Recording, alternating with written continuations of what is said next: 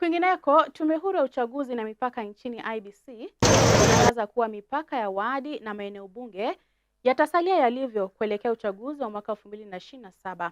Wakizungumza na wanahabari Jumanne hii jijini Nairobi, mwenyekiti wa IEBC Erastus Ethekon alisema kuwa IEBC imehairisha mchakato wa kuangazia upya mipaka kabla ya uchaguzi wa mwaka 2027 baada ya kukumbwa na changamoto nyingi wakati wa kuandaa mchakato huo, jambo lilowalazimisha kuangazia masuala mengine yaliyo na dharura, wakisongesha hadi baada ya uchaguzi.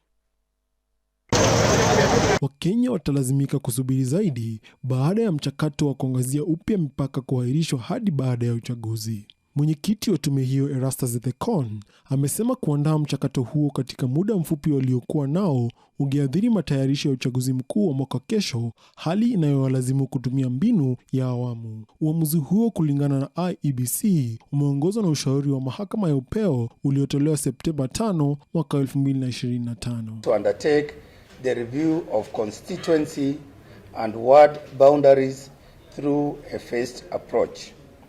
Following a comprehensive assessment of the constitutional requirements, judicial guidance, resource considerations, and the national electoral calendar. Miongoni mwa changamoto ambazo tume hiyo ilikumbana nayo ni ukosefu wa makamishna, wakati ambapo mchakato huo ulistahili kufanyika Machi mwaka 2024, pamoja na kesi zilizotulia shauku sensa ya mwaka 2019.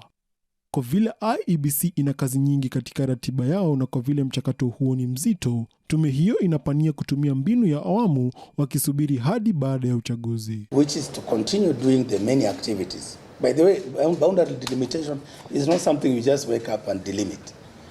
It is a complex process. It requires a lot of GIS mapping. It requires a lot of, boundaries are very emotive.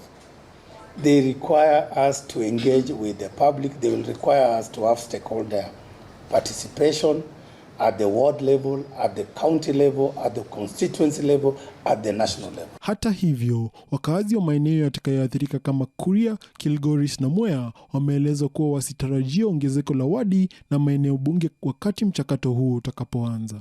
That the constitution under Article 89(1) places a cap on the number of constituencies. Currently, Kenya has 290 constituencies, and that number, the Commission, even if we were to conclude this boundary review ahead of the 2027 general election, and I say if. Aidha, changamoto za kifedha pia zimetajwa kuwa kizingiti cha uchaguzi bora wa mwaka 2027, na tume hiyo sasa inaomba swala hilo liangaziwe na bunge. We have been allocated 41 billion Kenya shillings, and we have a deficit of 22 from the overall budget we are anticipating to receive, that we are asking actually about 63 billion for us to do the general election. Walipochukua hatamu za uongozi mwezi Julai mwaka uliopita, swala la kuangazia upya mipaka lilikuwa mojawapo ya kitendawili kigumu zaidi ambacho tume hii ilikumbana nalo, ila sasa huenda wamekitegua kitendawili hiki japo kwa muda. Nikiripotia Dira ya Hope TV, jina langu ni Jacob Ochiro.